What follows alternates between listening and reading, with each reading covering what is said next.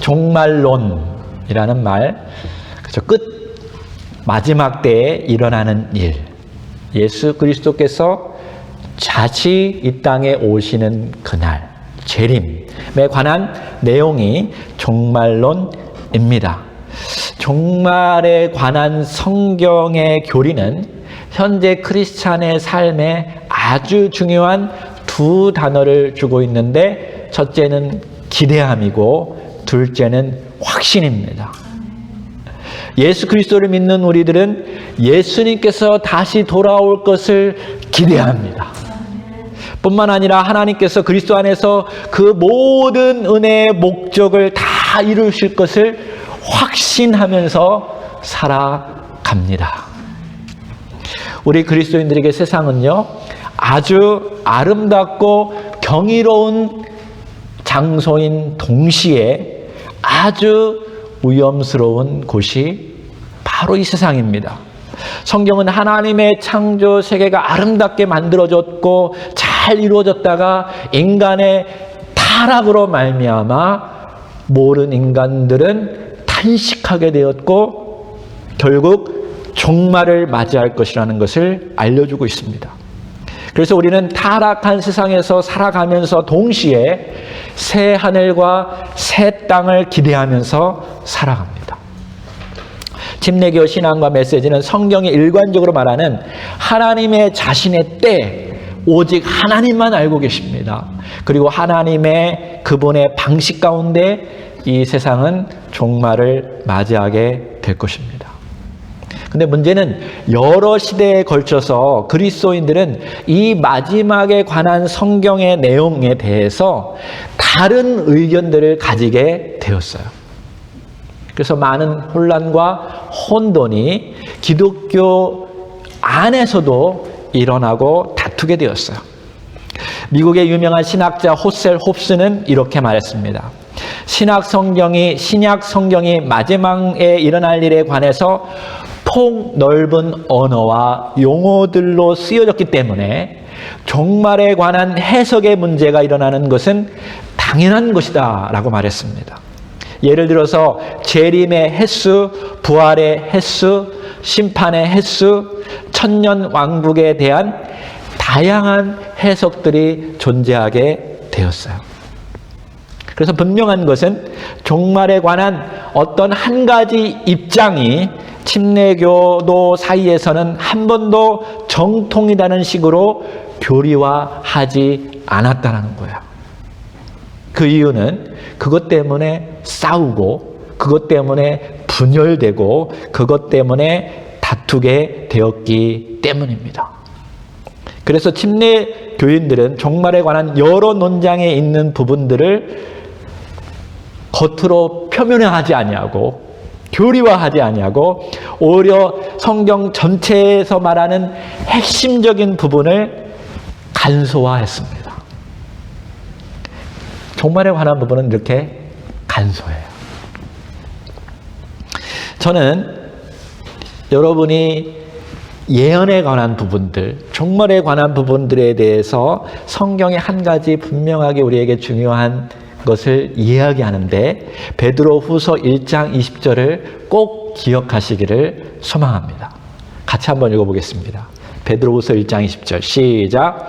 먼저 알 것은 성경의 모든 예언은 사사로이 풀 것이 아니니 예언은 언제든지 사람의 뜻으로 낸 것이 아니요 오직 성령의 감동하심을 받은 사람들이 하나님께 받아 말한 것임이라.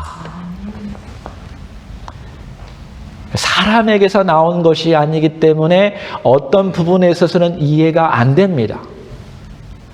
베드로는 그것을 너무나 잘 알고 있어요. 베드로도 예언을 했고 그 당시에 사도 바울이 수많은 예언들을 하였습니다. 근데 다 이해가 안 된다는 거예요. 그러므로 조심하라는 메시지가 여기에 담겨져 있는 것입니다. 그것 때문에 싸우고 그것 때문에 이단시 여기고 그것 때문에 다투지 말라는 의미가 여기에 담겨져 있는 것이죠. 그래서 종말에 관한 4가지 중심되는 부분들을 설명해 드리겠습니다. 첫 번째로는 예수 그리스도의 재림입니다. The return of Christ. 종말의 교리에서 핵심되는 것은, 초점이 되는 것은 예수 그리스도의 재림입니다. 예수님은 개인적으로 또 우리의 눈에 보이는 시각적으로 그리고 영광스럽게 이 땅에 돌아오십니다. 처음 예수님께서 이 땅에 오셨을 때와는 완전히 다른 모습입니다. 처음에는 연약한 인간의 베이비의 모습으로 오셨지요. 힘이 없는 모습으로 오셨어요. 근데 두 번째 오시는 예수님은 온 우주의 왕권을 가진 왕으로서 영광스럽게 이 땅에 오십니다. 그래서 온 우주 만물이 영광스러운 왕을 쳐다보게 될 것이라고 성경은 이야기하고 있어요. 마치 예수님께서 갈보리산 위에서 십자가 사역, 구원의 사역을 다 마치실 때 여러분 땅이 막 흔들리고 온 세상이 갑자기 깜깜하게 변한 것처럼 온 우주가 예수 그리스도가 다시 오실 때 강력하게 모든 사람들이 볼 수 있게 움직인다는 거예요. 누가복음 21장 27절에 보니까 그때에 마지막 때 예수님이 오실 때 사람들이 인자가 the son of man, 우리가 많이 얘기했잖아. 하나님인데 인간이셨다라는 것. 그분이 구름을 타고 만화책에서 나오는 그런 모습보다 훨씬 더 멋있는 구름을 타고 능력과 큰 영광으로 오는 것을 보리라. 데살로니가 전서 4장 16절 18절. 주께서 호령과 큰 소리로 샤우트한다는 거예요. 그리고 천사장의 소리와 하나님의 나팔 소리로 친히 하늘로부터 강림하셔요. 온 우주의 왕 예수 그리스도가 오실 때 나팔 소리가 막 크게 들려요. 다 들려요. 그리스도 안에서 죽은 자들이 먼저 일어나고 그 위에 우리 살아남은 자들도 그들과 함께 구름 속으로 끌어올려 공중에서 주를 영접하시리니 그리하여 우리가 항상 주와 함께 있으리라. 그러므로 이러한 말로 서로 위로하라. 교회에게 주신 말씀이에요. 남침내교의 중요한 신학자이자 유니온 신학교의 학장이었던 데이비드 더 커리가 이런 말을 했습니다.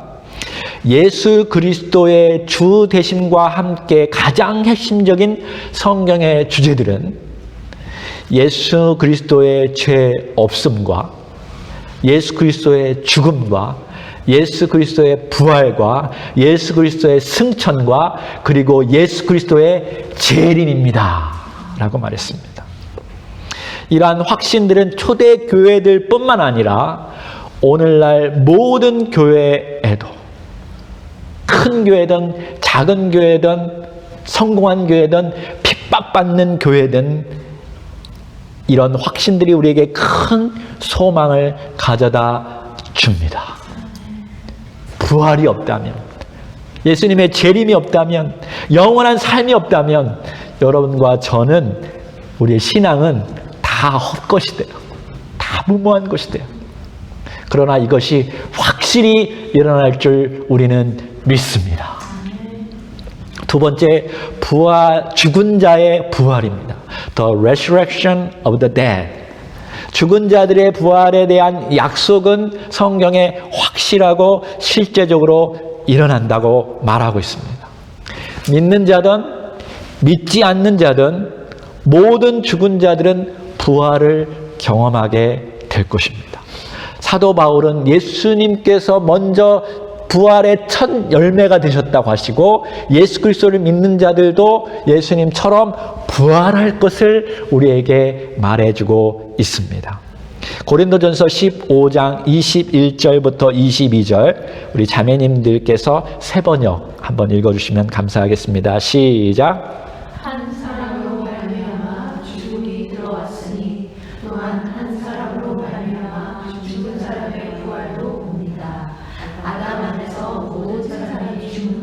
같이 그리스도 안에서 모든 사람이 살아나게 될 것입니다. 아멘. 여기 믿는 자들의 부활에 대해서 성경이 많이 얘기하고 있는데요. 믿지 않는 자들의 부활에 대해서 성경이 많이 얘기하지 않습니다. 근데 믿는 자들의 부활의 몸에 네 가지 특성이 있는데 첫 번째는 부패하지 않은, 두 번째는 영광스러울 것이고 세 번째는 강하게 될 것입니다. 네 번째로는 영적입니다.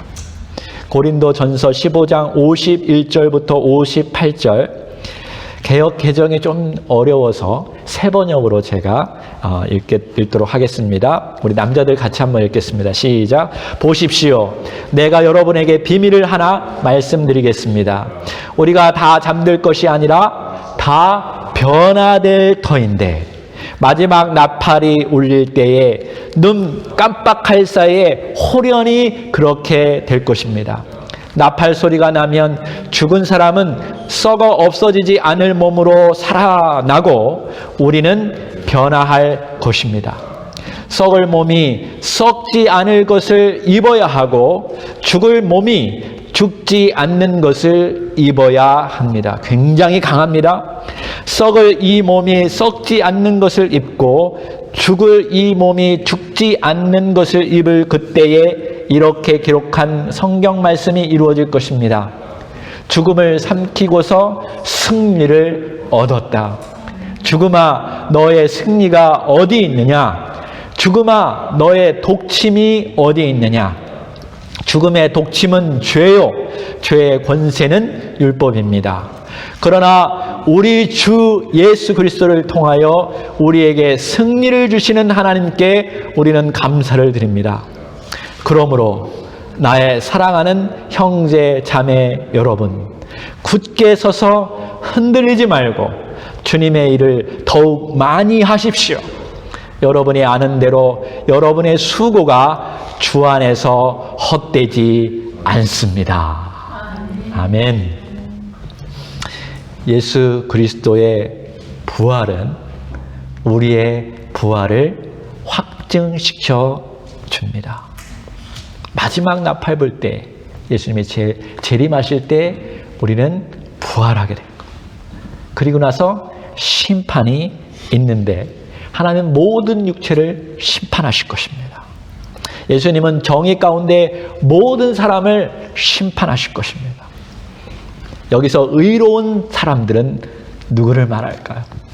천국에 가는 사람들은 누구를 말할까요? 신약 성경에는 분명히 이야기해주고 있어요. 예수 그리스도를 믿음으로 의롭다고 선포된 자들은 하나님의 나라에 들어갈 것입니다. 그러나 불의한 사람들, 하나님의 말씀과 계획을 따르지 아니하고 제멋대로 살고 죄 가운데 산 사람들은 영원한 처벌인 장소인 지옥에 가게 될 것입니다. 세 번째는 이 영원한 천국과 지옥입니다. Eternal Destiny. 20세기에 많은 미국인들은 수많은 서베이를 계속했는데 일반적으로 봤을 때 천국과 지옥에 대해서 믿고 있습니다. 그리고 그들 대부분은 천국에 갈 것이라고 믿고 있다고 서베이에 나오고 있습니다. 대부분의 사람들은 천국을 영원한 레저, 쾌락과 쉼의 개념을 갖고 있습니다. 그리고 대부분의 미국인들은 적어도 자신이 주변 사람들과 비교하여서 그래도 선한 일을 하고 있기 때문에 하나님께서 나를 천국에 들어가지 못하도록 만들 방법은 없다라는 식으로 생각하고 있다는 것이에요. 근데 이러한 생각들은 성경의 가르침과는 완전히 다릅니다. 성경에서 말하는 천국은 그리스도 안에서 그리스도 때문에 구속된 사람들을 향한 하나님의 선물로서 기록되고 있습니다. 천국은 예수 그리스도를 믿는 자들이 거하는 영원한 장소이고 그것은 하나님이 현존하는 장소이고 모든 믿는 자들이 함께 있는 장소입니다. 그냥 거기 가가지고 그동안 힘들었으니까 게으름 피면서 하와이 같은데 멋진 비치 안에서 이렇게 게으름 피며 그냥 이렇게 보내는 그런 장소로서 천국을 그려준 적은 없습니다. 천국은 실존하는 곳이고 모든 믿는 자들이 부활하고 영광스러운 몸으로 거할 곳이에요. 거기에서 우리가 어떤 일을 하냐면 성경은 분명히 얘기해요. 우리를 구속하시고 우리를 사랑하시고 우리를 새롭게 하신 하나님을 영원히 찬양하고요. 그 하나님을 영원히 섬기고 그 하나님을 영원히 사랑하는 장소로 성경은 우리에게 천국에 대해서 이야기해 주고 있어요. 우리는 하나님을 영원히 그 영광을 선포할 것이고 그의 거룩함을 찬양할 것이고 다른 모든 피조물과 함께 하나님과 기쁨을 누리는 장소가 천국입니다. 또 하나 여러분과 제가 기억할 것은요. 요한계시록에 천국에 대한 너무나 아름다운 이미지를 주셨는데 예수 그리스도는 모든 믿는 자들의 신랑이 되십니다. 그럼 우리는 누구일까요? 신부입니다. 네. 저도 주님의 신부이고. 네. 항상 성경을 보면 하나님이 아들 삼으셨다 하면 우리 자매님들 조금 기분이 상할 수 있는데요. 남자들도요 신부가 됩니다. 네. 오직 우리의 신랑 되신 예수 그리스도. 근데 그분이요 이 땅에 오시는데 천국을 어떻게 준비하냐면 마치 신부를 위해서 단장한 곳이라고 말씀하셔요. 신랑 되신 예수님께서 우리 신부들을 맞이하기 위해서 멋지게 꾸며놓았다는 거예요. 할렐루야. 여러분 주님이 멋지게 꾸며놨으면요 상상을 초월할 것입니다. 특별히 주님을 정말 기대하고 주님 때문에 거룩한 삶을 살고 주님 때문에 핍박받아도 예수 그리스도를 전하고 예수 그리스도를 위해서 헌신한 참다운 신부들에게 우리 신랑 되신 예수님을 만난다는 것은 엄청난 기쁨이요. 그런 신부들을 위해서 예수님께서 엄청난 위로의 사랑의 특별한 장소가 천국인 줄 믿습니다. 이와는 대조적으로 지옥은 심판의 장소요, 처벌의 장소요, 고통의 장소입니다. 성경에서 말하는 지옥은요, 굉장히 직접적이고 애매한 언어들로 사용하지 않고 있어요. 천국에 대한 구절보다도 사실은 지옥에 대한 구절이 더 많아요, 복음서에는. 그리고 더 구체적으로 이야기해주고 있어요. 우리 베프티스트 페이스 앤 메시지 보면 밑에 항상 성경 구절들이 있죠. 거기 보면 예수님께서 지옥에 대해서 설명한 부분들도 다 나열되어 있어요. 예수님께서는 우리의 몸을 죽일 뿐만 아니라 몸과 영혼을 죽이는 하나님을 두려워하라고 성경은 우리에게 이야기해 주고 있고요. 더 나아가 지옥은 영원한 형벌의 장소라고 성경은 이야기하고 있습니다. 템포럴이라고 얘기한 건 못 본 것 같아요. 누가복음 16장에 나오는 나사로와 부자의 이야기에서 이것을 분명히 우리에게 보여주고 있어요. 이 내용은 미래에 영원한 분리가 일어날 것이라는 거예요. 주님이 재림하는 날, 영원한 천국 혹은 영원한 지옥을 이야기하고 있어요. 이 땅에서 하나님의 은혜를 거부하고 하나님의 법을 깨트리고 그들의 죄 때문에 심판받을 자들은 영원한 지옥에 들어간다라고 성경은 분명히 이야기해 주고 있어요. 신약 성경이 보여주는 지옥에 대한 그림은 아주 강력하고 무서운 이미지로 쓰여져 있습니다. 마태복음 3장 10절, 5장 22절, 마가복음 9장 48절, 야고보서 3장 6절, 베드로후서 3장 7절, 유다서 1장 7절, 요한계시록 20장 14절은 불과 유황불이 꺼지지 않는 곳이라는 것을 계속적으로 이해하게 해주고 있어요. 이런 천국과 지옥에 대한 비교와 메시지들은 우리들에게 지옥에 대해서 아주 심각하게 생각하도록 만들어 놓고 있습니다. 그럼에도 불구하고 최근에, 예전에도 그랬지만 유명한 신학자들은 지옥에 대한 내용을 제거하려고 노력하고 있다는 거예요. 왜냐하면 그들이 이렇게 말합니다. 포스트 모던 시대의 사람들에게 지옥은 불필요한 두려움을 줄 뿐만 아니라 그들을 공격함으로 말미암아 더 기독교에게 멀어지게 만든다. 그래서 지옥에 대한 내용을 없애야 한다라고 말하는 신학자들이 나타나기 시작했다는 거예요. 그러나 성경은 그 부분에 대해서 없애지 않고 오히려 더 구체적으로 분명하게 우리에게 이야기하고 있어요. 이것은 분명한 주님의 경고인 줄 믿습니다. 믿는 자들에게 경고는 이것입니다. 지옥이 있는 실제를 가지고 믿지 않는 자들에게 복음을 증거하라는 거죠.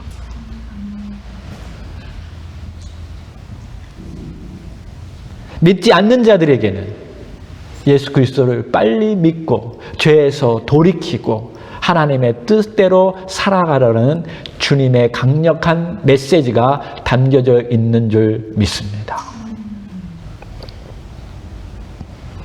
네 번째, 최후의 심판입니다. The final judgment. 성경은 우리 그리스도인들에게 마지막 심판에 대해서, judgment에 대해서 말해주고 있어요. 하나님은 그리스도 안에 있는 자들에게는 결코 정죄함이 없다. 그리고 은혜의 법 아래서 살게 될 것이고 성령 안에서 살다가 영생을 얻을 것이라고 우리에게 분명히 말씀해 주고 있습니다. 이 모든 것은 하나님의 신실하신 약속입니다. 하나님은 약속을 변치 않으십니다. 신실하게 약속을 지키기 때문에 우리는 하나님의 그 말씀, 그 약속을 붙잡기 때문에 확신 가운데 소망을 가지고 살아가게 되는 것입니다.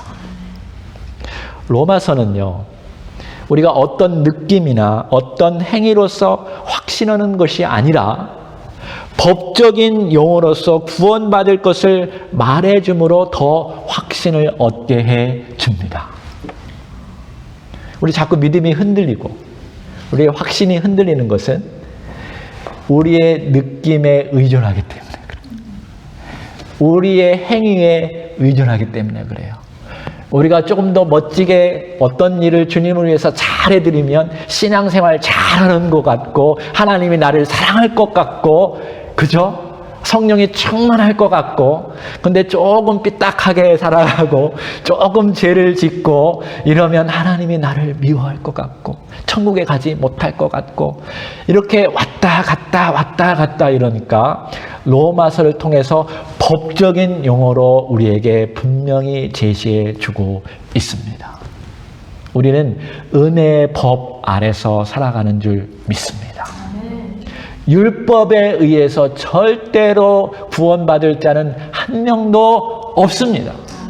하나님이 주어진 새로운 법, 예수 그리스도를 믿음으로 말미암아 의롭게 되고 예수 그리스도를 믿음으로 말미암아 하나님의 자녀가 되고 그러면 성령님이 그 안에 들어와서 그를 거룩하게 하고 하나님의 뜻대로 살게 하고 성화시키고 영화롭게 하나님이 만들어 가시는 그 법에 의해서 우리는 살아갈 줄로 믿습니다. 하나님의 전적인 은혜 안에서 우리는 살아가는 거예요. 그래서 결코 자랑할 수 없어요. 끝까지 하나님의 심판대에 서서도 하나님 내가 이렇게 해서 구원받았습니다. 그렇게 말할 사람은 한 명도 없습니다. 오직 예수 그리스도의 보혈과 하나님의 그 크신 은혜와 사랑 때문에 이 자리에 선 줄로 믿습니다. 로마서에 보면 이런 확신을 갖게 해요. 왜 그러냐면 이 영적인 이 사실을 사단이요 끊임없이 방해하고 끊임없이 우리를 정죄한다는 거예요. 그래서 솔직히 여러분과 저는 얼마나 많이 넘어지고 얼마나 많이 두려워하고 얼마나 많이 의심 가운데 빠진 적이 한두 번이 아니잖아요. 네. 몇 사람은 고개를 끄덕거리는데 저도 그랬어요. 근데 자꾸 하나님의 말씀 거기에 내가 들어가고 그 말씀을 붙잡을 때 성령님께서 더 확신 가운데 이끌으시는 줄 저는 믿습니다. 하나님의 말씀이 능력이요, 하나님의 말씀이 생명이요, 하나님의 말씀이 영생입니다. 로마서 8장에 보면 여러분이 꼭 읽었으면 좋겠는데요. 예수 그리스도 성령님 하나님께서 우리를 구원케 하시고요. 또 하나님께서 우리를 증언하신대요.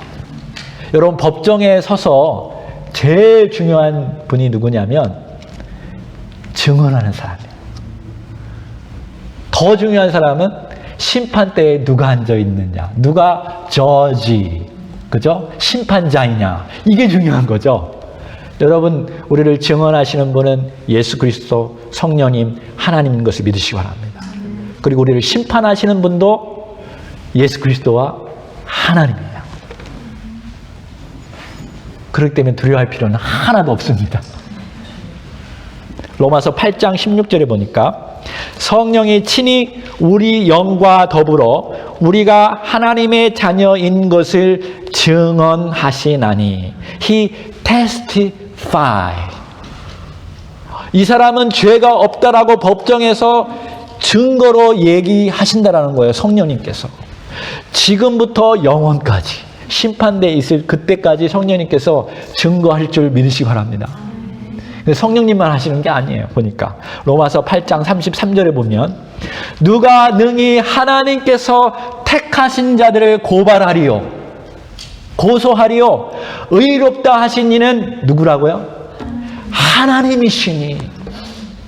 예수 그리스도를 믿는 자는 하나님이 의롭다 하는 누가 고발하냐, 누가 반대하냐, 누가 정죄하리요, 누가 그들에게 죄가 있다고 말하냐 이거예요. 아무도 없어요. 아무도 할 수 있는 능력과 파워를 가진 힘을 가진 사람은 한 명도 없어요. 사탄도 꼼짝 못하는 줄로 믿습니다. 누가 정죄하리요 죽으실 뿐만 아니라 다시 살아나신 이는 그리스도 예수시니 그는 하나님 우편에 계신 자요 우리를 위하여 간구하시는 자시니라. 예수님도 우리를 위해서 계속적으로 기도하시고 계속적으로 함께 하심으로 말미암아 우리가 하나님께로 나아가는 줄로 믿습니다. 성부, 성자, 성령 하나님은요 우리가 구원받도록 처음부터 함께 하시고 영원 끝까지 함께 계시고 증거로 보여주십니다. 그래서 여러분과 저는 확신할 수 있어요. 누가 우리를 그리스도의 사랑에서 끊으리요 환난이나 권고나 박해나 기근이나 적신이나 위험이나 칼이랴 기록된 바 우리가 종일 주를 위하여 죽음을 당하게 되며 도살을 당할 양같이 여김을 받았나이다 함과 같으니라. 그러나 이 모든 일에 우리를 사랑하시는 이로 말미암아 우리가 넉넉히 이기느니라. 내가 확신하노니. 사도 바울이에요. 우리도 바울처럼 확신하노니 사망이나 생명이나 천사들이나 권세자들이나 현재일이나 장래일이나 능력이나 높음이나 깊음이나 다른 어떤 피조물이라도 우리를 우리 주 예수 그리스도 안에 있는 하나님의 사랑에서 끊을 수 없느니라. 이 말씀을 읽고 또 읽으니까 내 마음에 확신이 들어옵니다. 주의 말씀에 능력이 있는 줄 믿습니다. 주의 말씀은 확실한 약속입니다. 여러분 믿는 자들도 심판을 받게 된다고 얘기하는데요. 우리의 심판은 천국 가느냐 지옥 가느냐 이런 심판이 아니에요. 믿지 않는 자들과 달라요. 우리가 하나님의 명령에 순종했는가, 순종하지 않는가, 그거에 대한 심판을 받을 겁니다. 어떤 사람은 칭찬을 받을 거예요. 근데 어떤 사람은 부끄러운 구원을 받게 될 거예요. 하나님은 각자 행위대로 모든 사람을 판단하신다고 말씀하시고요. 그분의 판단과 그분이 말씀하시는 것은 옳고 항상 정확합니다. 그분은 우리의 모든 것을 다 알고 계셔요. 생각조차도 알고, 동기조차도 알고, 사람들에게 숨겼던 것들 다 숨길 수 없어요. 다 아셔요.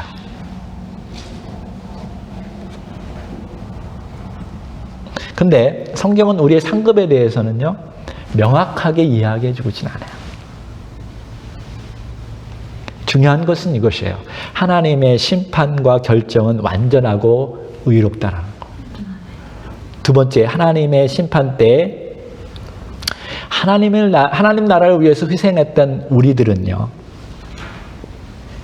우리를 위해서 죽으시고 우리를 구원하시고 우리와 늘 함께 하셨던 주님을 만나는 그 순간, 우리의 모든 희생은요, 아무것도 아닌 것이 되어줄 거예요. 결코 중요한 것이 될 수 없어요. 그래서 그때는 아마 주님을 보는 그 순간 우리는, 주님, 우리는 무익한 종입니다. 그죠? 어떤 상급 줄까요? 이런 거 물을 수도 없어요. 한 거 없거든요. 주님이 다 은혜 주셔서 내가 한 것뿐이, 상급 많이 받고 적게 받고 이게 중요한 게 아니에요. 주님 은혜 주신 대로 내가 최선을 다했는가? 그러면 주님이 칭찬하시고 위로하시고 함께 하시고, 그게 가장 큰 큰 상급인 줄로 믿습니다. 첫째, 가장 큰 상급은 구원의 상급이죠. 구원의 면류관을 갖고, 두 번째는 주님이 우리를 끌어안으신 그 순간에 내가 주님을 위해 했던 모든 희생과 헌신은 주님 아무것도 아닙니다. 눈물을 흘리면서 주님과 만나는 그때가 곧 오게 될 줄로 믿습니다. 한 가지 이 부분만 나누고 마치도록 하겠는데요. 여러분, 종말론에 관해서 수많은 이론과 수많은 연구를 하였고 수많은 자료들이 인터넷에 너무나 많이 나열져 있어요. 언제 그리스도가 오는가? 천년왕국은 어떤 게 맞는가? 천년왕국은 예수님 오기 전인가? 온 후인가? 재림은 그러면 한 번인가 두 번인가? 심판은 한 번인가 두 번인가? 이런 여러 가지 이론들과 여러 가지 내용들이 나올 거예요. 근데 그거보다 더 중요한 건 오늘 제가 여러분과 나눴던 이런 핵심적인 요소라는 것을 분명히 기억하시고요. 두 번째로는 성경이 그 부분에 대해서 이야기하면서 우리에게 꼭, 교회에게 꼭 말씀하신 그것을 듣기 바랍니다. 그것은 뭐냐면, 우리 믿는 자들이 천국에 대해서는 확신을 갖고 위로가 되어지는 그것이고, 우리가 이 땅에 살아갈 때에 언제 올까 그런 거에 집착하지 말고 현재의 거룩한 삶을 살아가는, 경건의 삶을 살아가는 데 초점을 맞추라고 성경은 이야기하고 있어요. 쓸데없는데 막 연구하고 고통받지 말고 주님이 정말 원하는, 믿지 않는 자들에게 복음을 증거하고 거룩한 삶을 살아가는 일에 초점을 맞추라고 신약 성경이 일관적으로 우리에게 이야기해주고 있어요. 그 한 부분만 제가 여러분과 읽고 기도하고 마치는데요. 베드로 후서 3장 8절과 14절이에요. 자, 다 같이 읽겠습니다. 사랑하는 자들아, 주께는 하루가 천년 같고 천년이 하루 같다는 이 한 가지를 잊지 말라. 주의 약속은 어떤 이들이 더디다고 생각하는 것 같이 더딘 것이 아니라 오직 주께서는 너희를 대하여 오래 참으사 아무도 멸망하지 아니하고 다 회개하게 이르기를 원하시느니라. 그러니까 신약 성경에 보면 예수님이 곧 오신다고 했는데 왜 안 오냐는 거예요. 시간이 지났는데도. 왜 이런 고통이 있는데도 왜 주님이 안 오냐? 그때 베드로가 얘기하는 거죠. 하나님의 날은 천년이 하루 같고 하루가 천년 같다. 근데 하나님이 자꾸 늦추는 이유는 분명해요. 보다 많은 사람들이 회개하고 돌아오기를 원해서 주님께서 시간을 더 늦춘다는 거예요.